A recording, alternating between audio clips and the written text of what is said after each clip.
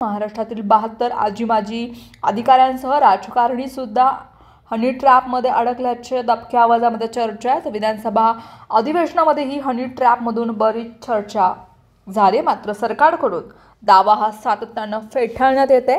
तर दुसरीकडे शिवसेना खासदार संजय राऊत यांनी सुद्धा 4 मंत्री ट्रॅपमध्ये अडकले असल्याचा गंभीर आरोप केला। या सर्व पार्श्वभूमीवर हनी ट्रॅपचा मुद्दा महाराष्ट्रामध्ये चांगलाच चर्चिला जात आहे। काँग्रेस नेते नाना पटोले यांनी सुद्धा पेनड्रॉय असल्याचं सांगत सरकारची झोप उडवून दिली। आता या सर्व पार्श्वभूमीवर अजित पवार यांनी जाहीर आव्हान दिले, पेनड्रॉय असेल तर बाहेर काढा। अजित पवार म्हणाले, एकदाच सांगतो, दम द्यायचा बंद करा। तुमच्याकडे व्हिडिओ असेल, पेनड्रॉय असेल तर बाहेर काढा, ते लोकांसमोर येऊ द्या, अशा शब्दात त्यांनी विरोधकांना आव्हान दिले।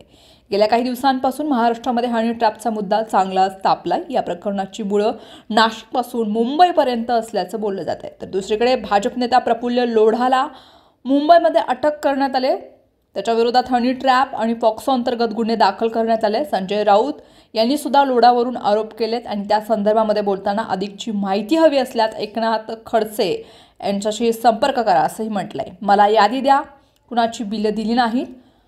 हर्षल पाटीलच्या आत्महत्येवरती अजित पवार यांनी भाष्य करताना सांगितले, मला यादी द्या, कुणाची बिलं दिली नाहीत। बिलं देण्याची प्रक्रिया आहे। आज सकाळी आमची एक बैठक झाली। एका कंत्राटदारानं सब कंत्राटदाराला नेमलेला आहे, त्यानं त्याला पैसे दिले नाहीत। मी कंत्राटदारांची माहिती घेत आहे, तरी पण एखाद्या व्यक्तीचा जीव गेलाय, त्यामुळे सगळ्या प्रकरणाची चौकशी ही केली जाईल।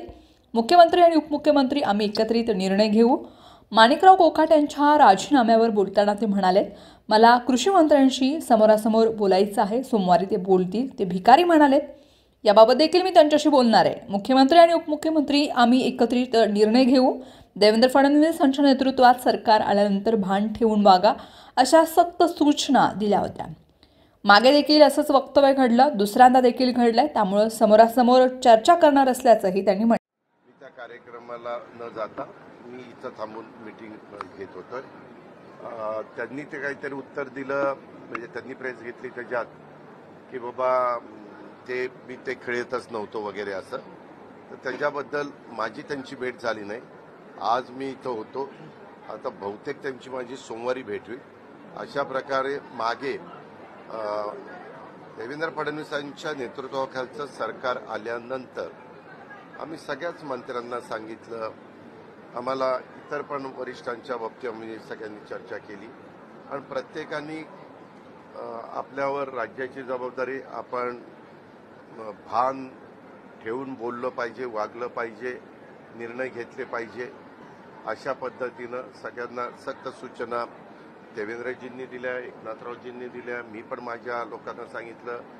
मागे एकदा त्यांच्याकडनं असंच काही गोष्ट घडून गेली, तेव्हाही मी त्याची दखल घेतली होती आणि त्यांना सांगितलेलं होतं की हे असं होता कामा नये। परत दुसऱ्यांदा घडलं, दुसऱ्यांदा पण मी त्यांना जाणीव करून दिली, इजा झाले, विजा झाले, तिजाची वेळ आणू नका। परंतु आता ह्या बाबतीमध्ये ते म्हणतायत मी ते करतच नव्हतो। नक्की काय आहे हे निष्पन्न होईलच, परंतु मी सोमवारी मी आहे का नाही, सोमवारी मी असेल तर सोमवारी, नाही तर मंगळवारी त्यांना बोलून त्यांच्याशी समोरासमोर चर्चा करणार आहे आणि त्याच्यानंतर मी काय तो निर्णय घेणार।